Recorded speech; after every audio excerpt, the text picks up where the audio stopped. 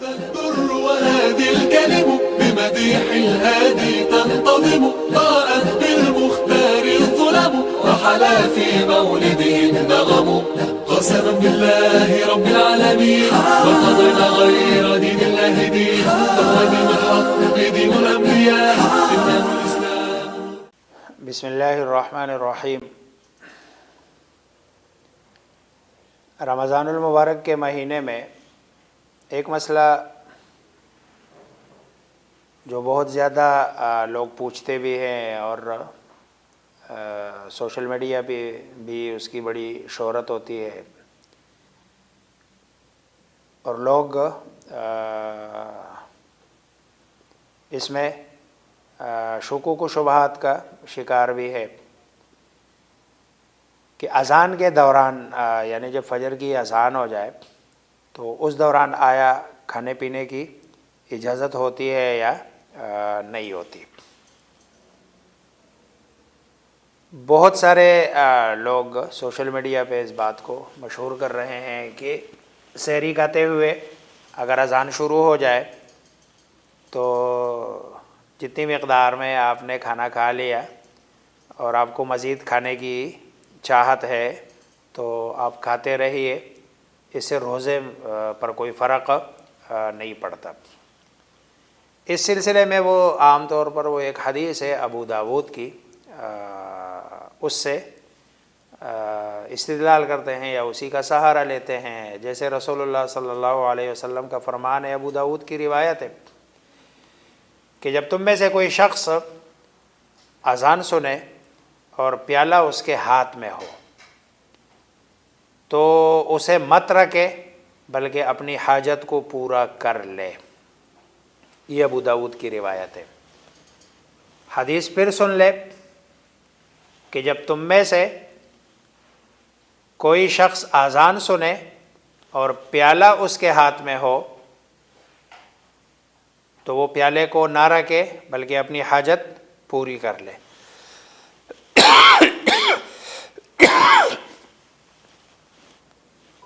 اب دیکھو اس روایت میں اگر تھوڑا سا غور کر لے کہ کون سی اذان مراد ہے اس سے. دیکھو یہاں وقت نہیں بتایا گیا، روزے کی بات بھی نہیں ہو رہی ہے.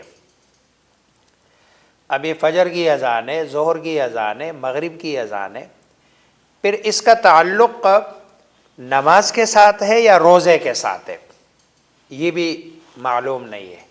اب نماز کے ساتھ اس کا تعلق کا کیا مطلب ہے؟ نماز کے ساتھ اس کا تعلق یہ ہے کہ بہت ساری روایات میں ہے، رسول اللہ صلی اللہ علیہ وسلم کا فرمان ہے کہ جب عشاء اور عشاء، عشاء کہتے ہیں نماز کو، عشاء کہتے ہیں رات کے کھانے کو، جب یہ اکٹھے آ جائے نا تو آپ نے فرمایا فَابْدَئُوا بِالْعَشَاء، تو کھانا پہلے کر لو اور نماز بعد میں کر لو. اور اس میں ایک جینا بزرگ کا قول ہے، غالباً امام ابو حنیفہ کا ہے، وہ کہتا ہے کہ مجھے پسند ہے کہ میرا جو کھانا ہے نا یہ نماز کی فکر میں گزر جائے بنسبت اس کے کہ میری نماز ساری کی ساری کھانے کی فکر میں گزر جائے، کہ میں کھانا کھاتے ہوئے اس فکر میں ہوں کہ بھائی جلدی کھا لوں تاکہ میں نماز کے لیے فارغ ہو جاؤں. اس سے جو ہے نا یہ بہتر ہے اس سے کہ میں نماز پڑھوں اور جلدی جلدی پڑھوں یہ کر کے کہ بھائی میں کب فارغ ہو کے کھانے کے لیے فرصت کر لوں. تو یہ جو حدیث ہے دیکھو پھر میں وہ الفاظ سنا رہا ہوں کہ جب تم میں سے کوئی شخص اذان سنے اور پیالہ اس کے ہاتھ میں ہو تو اسے مت رکھے بلکہ اپنی حاجت پورا کر لے. اب دیکھو یہاں نماز کا ٹائم پتہ نہیں ہے کہ یہ کون سی اذان مراد ہے. دوسری بات یہ ہے کہ اس کا تعلق روزے دار کے ساتھ ہے یا نمازی کے ساتھ ہے، اور اس کا زیادہ احتمال یہی ہے کہ یہ عام نمازیں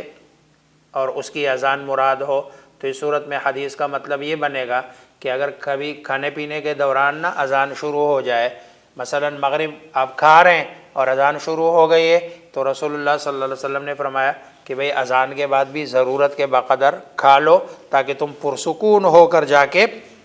نماز پڑھ سکو، کہیں ایسا نہ ہو کہ نماز میں کھانے پینے کی طرف تمہارا دھیان لگا رہے۔ ایک معنی تو یہ۔ چلو اگر ایک سیکنڈ کے لیے یہ مان لیا جائے کہ بھئی یہ حدیث سحری سے متعلق ہے، حالانکہ سحری کا یہاں کوئی لفظ ہے نہیں، صراحت ہے نہیں، لیکن اگر ایک سیکنڈ کے لیے چلو مان لے کہ یہ سحری سے، تو پھر بھی مطلب ہے اس حدیث سے دلیل پکڑنا یہ درست نہیں ہے۔ کیوں؟ پہلی بات تو یہ ہے کہ روزے کا جو تعلق ہے وہ صبح صادق کے ساتھ ہے، اس کا اذان کے ساتھ کوئی تعلق نہیں ہے۔ یہ بھی ایک بڑا مسئلہ ہے، لوگ روزے کا تعلق اذان کے ساتھ سمجھتے ہیں، حالانکہ روزے کا تعلق اذان کے ساتھ نہیں ہے، روزے کا تعلق تو صبح صادق کے ساتھ ہے، اور وہ تو قرآن کے نص سے ہے۔ اللہ فرماتے ہیں کُلُوا وَاشْرَبُوا حَتَّى يَتَبَيَّنَ لَكُمُ الْخَيْطُ الْأَبْيَضُ مِنَ الْخَيْطِ الْأَسْوَدِ مِنَ الْفَجْرِ، کہ بھئی جب تک طلوع صبح صادق نہ ہو تو اس وقت تک کھاؤ اور پیو، جب طلوع صبح صادق ہو جائے تو کھانا پینا بند، اور اذان ہوتی ہے طلوع صبح صادق کے بعد۔ اس لیے جو اذان کا ٹائم ہے وہ کھانے پینے کا ٹائم نہیں ہے، جو کھانے پینے کا ٹائم ہے وہ اس میں اذان دینا درست نہیں ہے۔ پھر یہ روایت ظاہری بات ہے قرآن کی اس آیت کے خلاف ہے، ہوگی، اور جب اصول حدیث تو یہی ہے، اور عقل کا تقاضا بھی یہی ہے کہ اگر کوئی حدیث اللہ تبارک و تعالیٰ کے فرمان کے خلاف ہو، بظاہر اس میں تعارض ہو، تو ظاہری بات ہے حدیث کو چھوڑ دیا جاتا ہے اور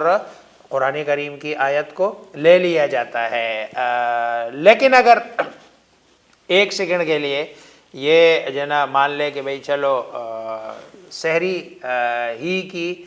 کا ٹائم مراد ہے، تو اس کا دوسرا جو جواب ہوگا، اصل میں رسول اللہ صلی اللہ علیہ وسلم کے زمانے میں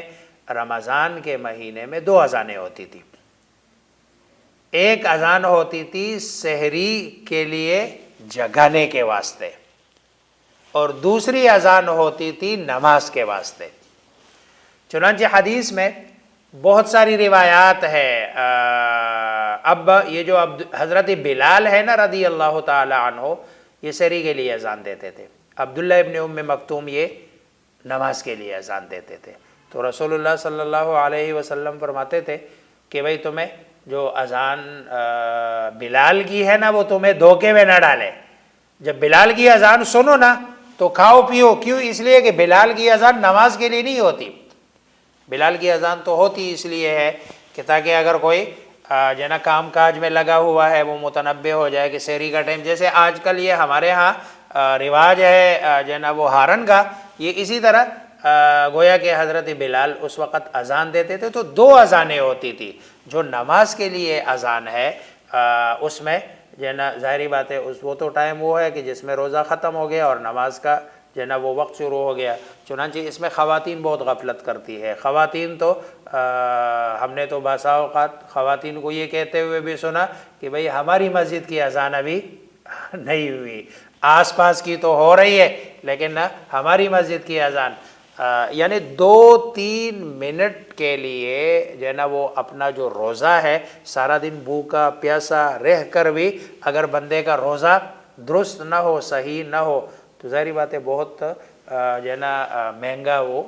سودا کر رہا ہے اور بہت مشکل میں اپنے آپ کو ڈال رہا ہے۔ بلکہ کوشش تو یہ کرنی چاہیے کہ بندے کو اینڈ تک تو چلو بندہ وہ جائے آخری منٹ تک کہ جو اتفاقی طور پر کبھی دیر سے جاگا ہے اور کچھ بھی نہیں کھایا، بھوک لگی ہوئی ہے، تو چلو اگر 2-3 منٹ باقی ہے تو جلدی 2-3 منٹ میں جتنا بندہ کھا سکتا ہے کھا لے، ورنہ تو عام روٹین میں تو کم از کم 5-10 منٹ پہلے روزہ بند کر دے، یعنی احتیاط کا پہلو۔